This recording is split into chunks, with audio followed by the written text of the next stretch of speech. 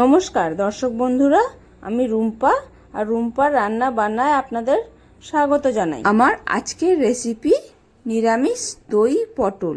এই দই পটল রেসিপিটি কিন্তু নিরামিষ দিনে খুব সহজেই বানিয়ে নেওয়া যায় আর খেতে খুব সুস্বাদু হয়। এটি গরম ভাতের সঙ্গে খেতে যেমন ভালো লাগে, রুটি পরোটার সঙ্গেও এটি খেতে খুব ভালো লাগে। চলুন তাহলে এবার দেখে নেওয়া যাক এই দই পটল রেসিপিটি।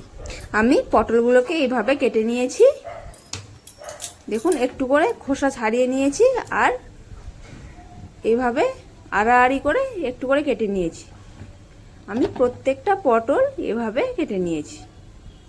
আপনারা চাইলে পুরো খোসাটাই ছিলে নিতে পারেন বা চেঁচেও নিতে পারেন।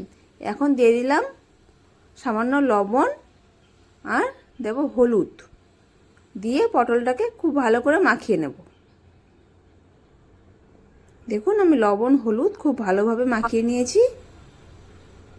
আমি ওভেনে কড়াই বসিয়ে দিয়েছি, আমার কড়াই গরম হয়ে গেছে। দিয়ে দিলাম আমি 4 টেবিল চামচ মতো সর্ষের তেল, একটু নাড়িয়ে দেব। এখন আমি পটলগুলোকে দিয়ে দেব। আমি এখন মিডিয়াম ফ্লেমে পটলগুলোকে খুব ভালো করে ভেজে নেব। একটু নাড়িয়ে দিলাম। এখন আমি একটু চাপা দিয়ে দেব। পটলটা এদিকে ভাজা হোক, আমি মশলাগুলোকে রেডি করে নেব। আমি একটি বাটি নিয়েছি, এর মধ্যে দিয়ে দিলাম আমি ছোট চামচের 1 টেবিল চামচ জিরে গুঁড়ো, 1 টেবিল চামচ ধনে গুঁড়ো,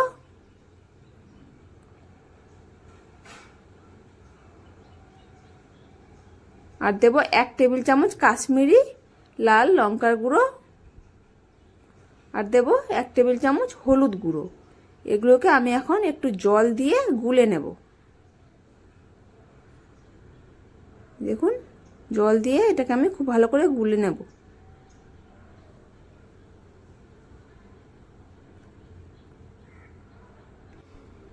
দেখুন আমি মশলাটাকে খুব ভালোভাবে গুলে নিয়েছি। আর নিয়েছি আদা আর কাঁচা লঙ্কা। আদা আর কাঁচা লঙ্কার আমি একটা পেস্ট বানিয়ে নিয়েছি। এই দেখুন আমি চাপা তুলে একটু পটলটাকে নাড়িয়ে দেব। এই দেখুন পটলটা আমার একটু একটু করে ভাজা হচ্ছে, অনেকটা নরম হয়ে গেছে। একটু উল্টে পাল্টে দিয়ে আমি আবার একটু চাপা দিয়ে দেব। আমি এখানে নিয়ে নিলাম ছোট চামচে 4 টেবিল চামচ পোস্ত আর কয়েকটা কাজু বাদাম। পোস্ত আর কাজু বাদামের আমি একটা পেস্ট বানিয়ে নিয়েছি, দেখুন। আর নিয়ে নিলাম 4 টেবিল চামচ টক দই। আপনারা চাইলে আরও বেশি দিতে পারেন। টক দইটাকে আমি খুব ভালোভাবে ফেটিয়ে নেব। আপনারা অবশ্যই টক দইটাকে ফেটিয়েই দেবেন। টক দই আমি খুব ভালোভাবে ফেটিয়ে নিয়েছি। দেখুন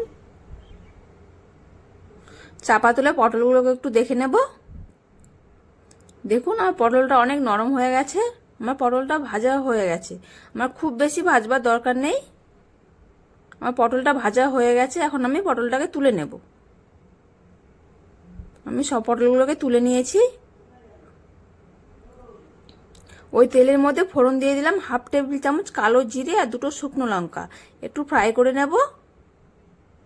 দেখুন ফ্রাই করে নিয়েছি। এখন এর মধ্যে দিয়ে দেব আদা আর কাঁচা লঙ্কার বাটাটা। এটাকেও একটু ফ্রাই করে নেব যাতে কাঁচা গন্ধটা চলে যায়। দেখুন আমি ফ্রাই করে নিয়েছি। এখন এর মধ্যে দিয়ে দেব আমি যে মশলাটা গুলে রেখেছিলাম সেই মশলাটা দিয়ে একটু কষিয়ে নেব।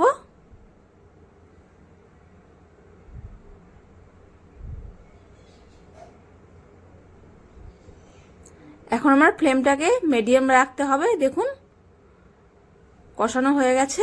এখন এর মধ্যে দিয়ে দেব কাজু আর পোস্ত বাটাটা।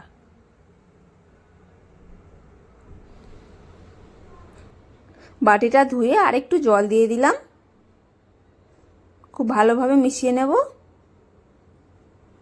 এখন আমি মিডিয়াম ফ্লেমে আর একটু কষে নেব।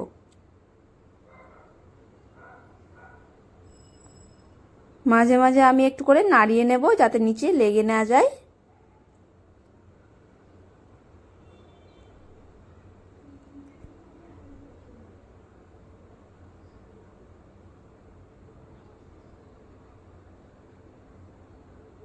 দেখুন আমি একটু কষিয়ে নিয়েছি।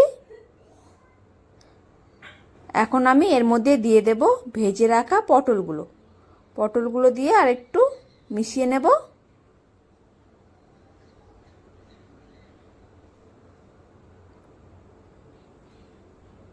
এখন এর মধ্যে দিয়ে দিলাম আমি পরিমাণ মতো জল। আপনারা যে পরিমাণে গ্রেভি রাখবেন বুঝে এখানে জলটা দিয়ে দিতে হবে। এখন একটু চাপা দেব, চাপা দিয়ে একটু রান্না করে নেব। দেখুন খুব ভালোভাবে ফুটে উঠেছে। পটলগুলো আমার সেদ্ধ হয়ে গেছে।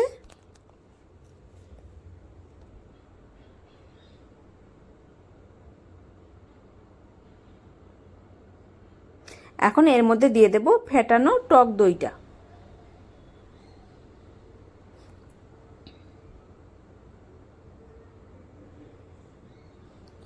একটু মিশিয়ে নেব। টক দইটা দেওয়ার পরে আরেকটু জল ছাড়ে হাই ফ্লেমে আমি ফুটিয়ে নেব।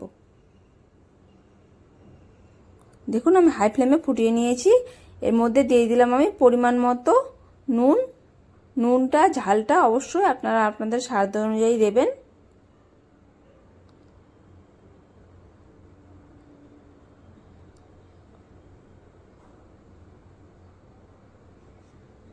আর দিয়ে দেব 1 টেবিল চামচ চিনি। মিষ্টিটা অবশ্যই আপনারা আপনাদের স্বাদ অনুযায়ী দেবেন। আমার রান্নাটি এখানে প্রায় কমপ্লিট।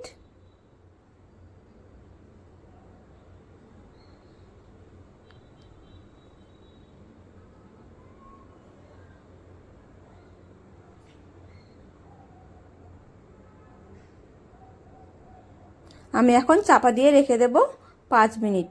5 মিনিট পরে দেখুন আমার রান্নাটি কেমন হয়েছে। আমার এই রেসিপিটি যদি আপনাদের ভালো লেগে থাকে প্লিজ চ্যানেলটিকে সাবস্ক্রাইব করার অনুরোধ রইল। আর লাইক কমেন্ট শেয়ার অবশ্যই করে দেবেন। আজ এই পর্যন্তই, আবার দেখা হবে অন্য কোনো রেসিপি নিয়ে। সকলেই ভালো থাকবেন। ভিডিওটি দেখার জন্য ধন্যবাদ।